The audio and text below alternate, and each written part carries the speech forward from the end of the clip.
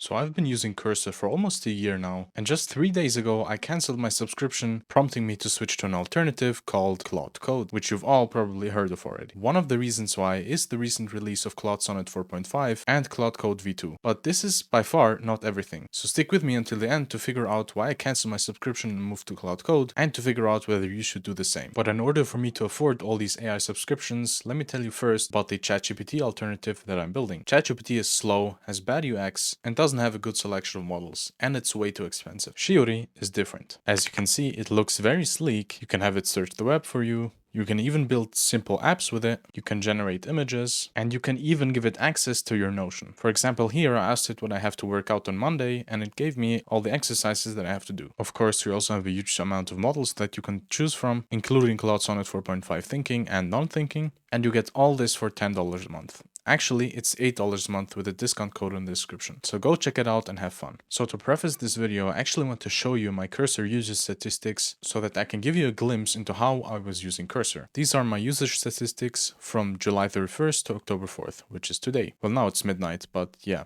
Yesterday, I guess. So as you can see, the Cursor agent generated around 86,000 lines of code, and I hit accept on the tabs around 1,438 times. Now you may think this is a lot, and while this number right here is quite big, this here in comparison is quite small. The tab completion didn't even reach the 2,000 limit that you get from the free plan, let alone the unlimited tabs you get with the pro plan. So just from this aspect, I think you can tell that I wasn't using Cursor that much, except of course for the agent mode.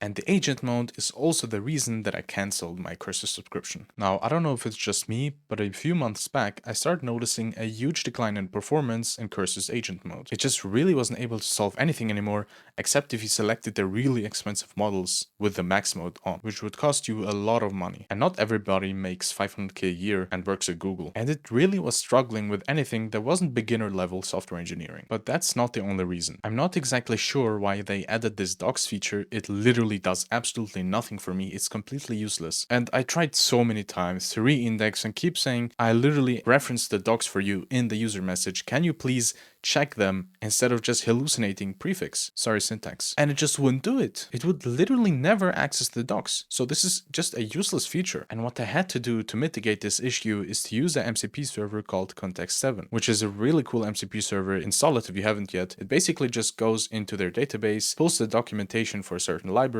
and kind of inserts it into the agent. And this MCP server alone has made my Cursor experience 20 times better. But even then, it still hallucinated some syntax. So it became apparent to me it's Cursor that's the problem. Also, it's just ridiculous not to be able to use Cursor's native features and having to resort to third-party tools, even though I am literally paying Cursor $20 a month. Well, not anymore at least. And they keep launching useless stuff such as prompt managers, theme rules, hooks, and some other kind of cool but not groundbreaking or revolutionary stuff, which is the kind of thing that you would expect from an AI company that did kind of revolutionize software engineering. And this is really why I cancelled my subscription. The innovation has seemingly stopped. There was also the controversy with the pricing, which I really didn't appreciate. They changed the pricing out of nowhere without notifying anyone, which I really was not a fan of. Anyways, now let's get to the juicy part of the video. I had heard about Claude Code a few months back, but I never really felt the urge that I needed to switch to it, since I wasn't really sure about how a terminal-based tool would fit into my existing workflow, and I just didn't feel like paying another $20 a month for some AI tool. But when I started noticing the drop in performance in Cursor, I started looking for some alternatives. And around the same time, OpenAI announced Codex CLI, which was their version of Claude Code. And since I already had a valid ChatGPT subscription, I decided to give it a go. And honestly, I was quite positively surprised. First of all, it was really smart, especially if you selected GPT-5 with high thinking, and I don't think you can even compare the levels of intelligence in Cursor and Codex CLI. Like, there's such a vast difference. You'd even think they were different models, honestly. And having specifically tried Codex CLI made me even more eager to try out Claude Code. And I was shocked. The UX was almost 100 times better than in Codex. Everything was way more clear and easier to understand. But there's another huge difference between the two. Claude Code is way faster than Codex CLI. And I found the reason to be Claude Code doesn't try to gather as much context as possible in comparison to Codex. Codex really doubles down on the thing of gather as much context as you can and then build the simplest solution that you can. So if you've studied economics or something, this would be called the minimum principle. But Claude Code just starts coding and it figures it out along the way if it faces any issues. And 90% of the time, it just doesn't face any issues, is the better way to go about things. Now, the last reason that I switched to Claude Code is Claude Sonnet 4.5. With its release, I was amazed at how good it was. Now, in terms of levels of intelligence, I don't think it's far-fetched to say that GPT-5 in high thinking mode and Claude 4.5 Sonnet are equally the same, but again, Claude 4.5 Sonnet is a bit faster and just has that extra level of speciality towards coding, which surprisingly OpenAI now also has. They recently launched a model called GPT-5 Codex, which is supposed to do the same, but I think there's still some kind of difference. With that said, this all has hurt my wallet deep since I'm now paying for the max plan of Claude, which is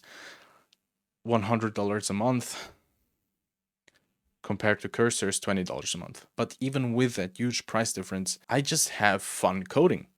I don't have to wait for the stupid cursor agent to find some file or to fix its own linter errors or to try to fetch the HTML documentation of some obscure library. No, none of that anymore. It is not an overstatement to say that Claude Code's agent is 2 to 3 times better than Cursor's. But I don't want this video to be just me glazing on Claude Code. They do have their own issues, such as transparency, and you should be aware of this before getting a subscription. Now, they have been trying to address this issue recently, and they are making progress. They are now giving you like session limits, but even with this, let me be honest here. The price is worse compared to Cursor, and that's to be expected, okay? Cursor got a lot of discounts from these AI providers, while Anthropic just has to pay for themselves for their own models, if that makes sense. And don't expect to use Opus a lot anymore. First of all, the intelligence difference between Opus and Claude is now not that big of a deal. So I would recommend you to not use this at all. As you can see, I haven't used it very much. I was just testing this out for the first time. So yeah. Now Claude Code does have a cheaper plan, which is $20 a month. But honestly, like I tried it and I reached the limit within 20 minutes or so.